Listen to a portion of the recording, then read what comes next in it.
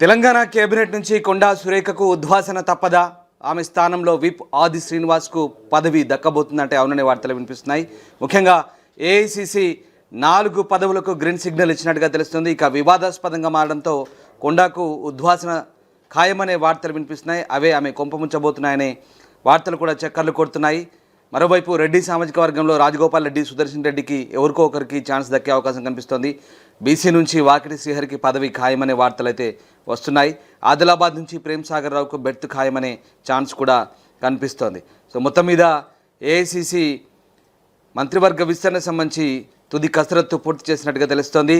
June మొదటి వారంలో మంత్రివర్గం విస్తరణ ఉండే అవకాశం అయితే కనిపిస్తున్న పరిస్థితి కనబడుతోంది. వివాదాస్పద మంత్రిగా అపవాదు మూట కట్టుకున్న వరంగల్ తూర్పు ఎమ్మెల్యే, రాష్ట్ర దేవాదాయ అటవీ శాఖ మంత్రి కొండా సురేఖకు కేబినెట్ నుంచి ఉద్వాసన పలికేందుకు ఏఐసిసి సిద్ధమవుతున్నట్టుగా తెలుస్తోంది. ఆమె స్థానంలో అదే సామాజిక వర్గానికి చెందిన వేములవాడ ఎమ్మెల్యే, ప్రభుత్వ విప్ ఆది శ్రీనివాస్ను తీసుకోనున్నట్టుగా తెలుస్తోంది. ఇక వరుస వివాదాలు ఇచ్చిన కారణంగానే కొండా సురేఖ మంత్రి పదవి కోల్పోతున్నారనే చర్చ పార్టీలో కూడా హాట్ టాపిక్గా మారుతోంది.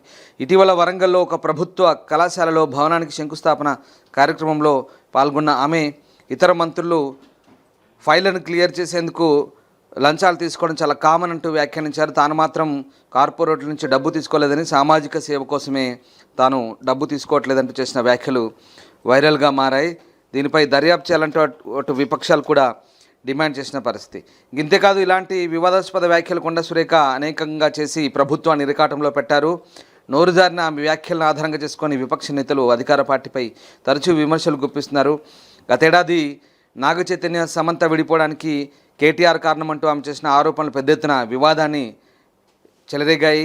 ఆమెపై పరువు నష్టం కేసులు కూడా దాఖలయ్యాయి. అలాగే వేములవాడ రాజన్న కోడేల విక్రయం వివాదంలోనూ ఆరోపణలు ఉన్నాయి. అలాగే ఇంకా మంత్రి మెప్పు కోసం నిబంధనల విరుద్ధంగా కోడెలను అప్పగించినట్లుగా అప్పుడు రాంబాబు అనే వ్యక్తికి ఆలయ ఈవో వినోద్ రెడ్డి ఆ బాధ్యతలు అప్పగించినట్టుగా ప్రచారం కూడా జరిగింది. అలా కొండా సురేఖ సిఫారసుతోనే రాజన్న ఆలయ కోడెలు పక్కదారి పట్టాయన ఆరోపణలు కూడా వచ్చాయి. సో రాష్ట్ర మంత్రివర్గ విస్తరణ ప్రస్తుతం అయితే కొలిక్కి వచ్చింది. పీసీసీ నేతలతో ఏడాదిన్నర కాలంగా తరచూ సమీక్షలు నిర్వహిస్తోంది ఏఐసిసి. అయితే సామాజిక సమీకరణాలు, పార్టీ అంశాలతో ఆయా నేతల మధ్య ఏకాభిప్రాయం కుదరలేదు. దాంతో పదవుల భర్తీ కొలిక్కి రాలేదు. అప్పటి నుంచి వాయిదా పడుతూ వస్తున్న ఈ అంశం తాజాగా కొలిక్కి వచ్చింది. ప్రస్తుతం మంత్రివర్గంలో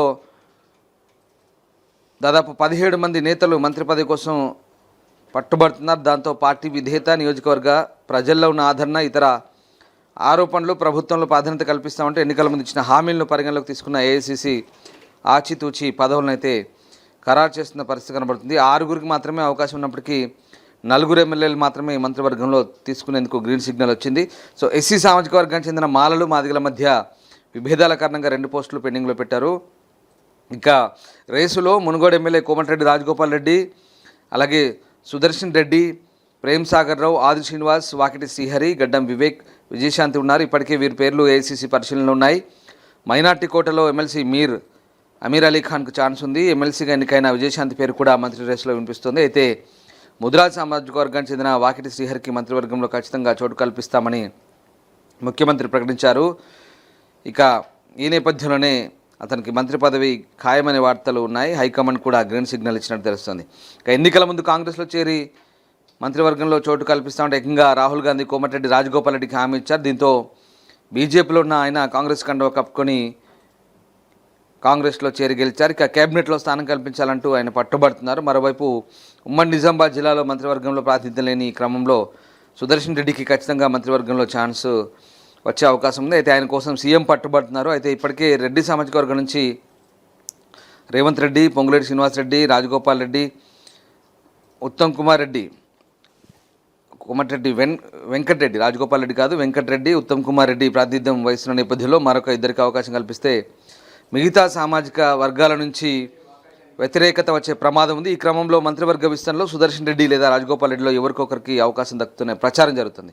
ఇక మంత్రివర్గంలో ప్రాతినిధ్యం లేని ఉమ్మడి ఆదిలాబాద్ నుంచి మంచిర్యాల ఎమ్మెల్యే సీనియర్ నాయకుడు ప్రేమ్ సాగర్ రావుకు కేబినెట్లో చోటు కల్పించాలని అధిష్టానం నిర్ణయం తీసుకున్నట్టు తెలుస్తుంది. మంత్రి పదవి కోసం పోటీ పడుతున్న మాదిగ సామాజిక వర్గ ఎమ్మెల్యేలు అడ్లూరి లక్ష్మణ్, మందుల సామెల్, కవంపల్లి సత్యనారాయణ, లక్ష్మీకాంతారావు ఢిల్లీలో మకాం వేశారు. తమలో మంత్రి పదవికి ఎవరికి ఇచ్చినా పర్వాలేదంటున్నారు.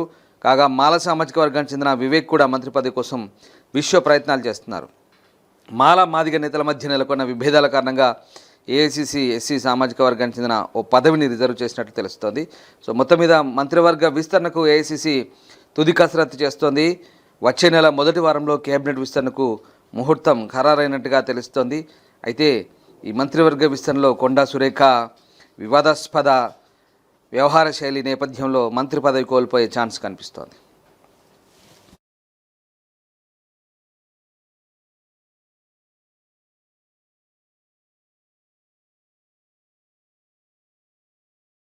ప్రపంచంలో ఏ మూల ఏ క్షణం ఏం జరుగుతుందో వేగంగా తెలుసుకోవడానికి తొలి వెలుగు వాట్సాప్ ఛానల్ని ఫాలో చేయండి.